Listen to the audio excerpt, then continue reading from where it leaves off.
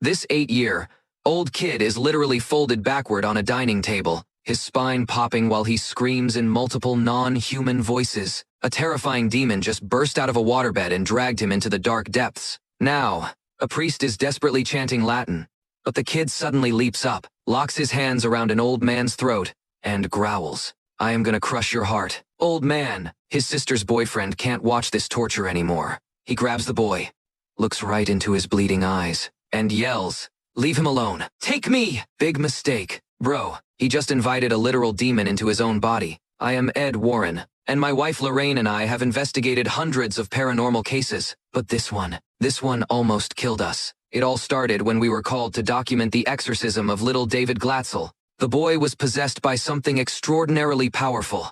During the exorcism, David's body contorted in ways no human should be able to. He attacked his father, and even managed to overpower me. Arnie, the boyfriend of David's sister Debbie, made a fatal sacrifice. He challenged the demon to take him instead, and the demon accepted.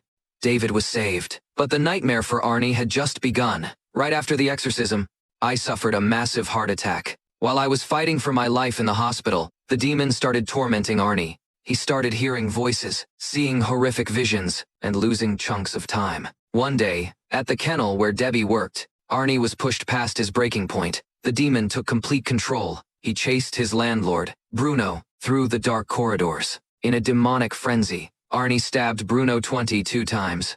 When the police found him walking aimlessly down the road, covered in blood, Arnie had no idea what he had done. He was charged with first-degree murder, but we knew the truth. The devil made him do it. Lorraine and I convinced his lawyer to use demonic possession as a defense. It had never been done before in a court of law. To prove it, we had to find out how the demon possessed David in the first place. We returned to the Glatzels' new house. I discovered a rotten spot on the wooden floor beneath the rug. Lorraine crawled into the dark, rat-infested crawl space under the house. What she found chilled us to the bone. It was a witch's totem, a cursed object made of bone and wood. Someone had intentionally cursed the family.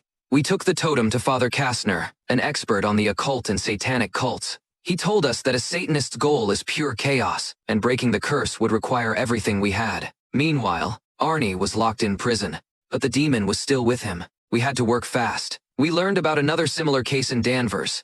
A girl named Katie was stabbed 22 times, and her friend Jessica went missing. The police found a matching witch's totem in Jessica's home. Lorraine used her clairvoyance in the woods where Katie was found. She connected with the killer's spirit, and saw a terrifying vision of Jessica jumping off a cliff. Her vision led the police right to Jessica's body in the reservoir. But touching the darkness has a price. When Lorraine sneaked into the morgue and touched Jessica's corpse, she connected directly with the occultist who cast the curse. The occultist was performing a dark ritual, trying to force Arnie to kill himself in his jail cell. Lorraine managed to disrupt the ritual just in time, saving Arnie's life. But the occultist now knew who we were. She sent a curse to our home. I nearly killed Lorraine under the demon's influence. We discovered the occultist was operating underground, near a train line. Lorraine realized the horrible truth.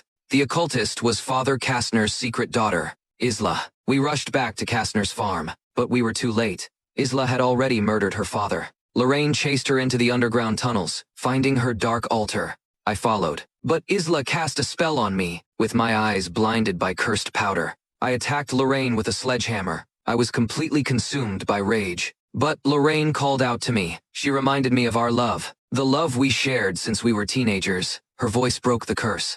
I swung the hammer and smashed the demonic altar into pieces. The curse was broken. Isla, having failed to deliver a soul to the demon, was brutally killed by the very dark entity she worshipped. Arnie was finally free. He was convicted of manslaughter, but he survived, and he and Debbie got married. Love and faith conquered the darkest of evils.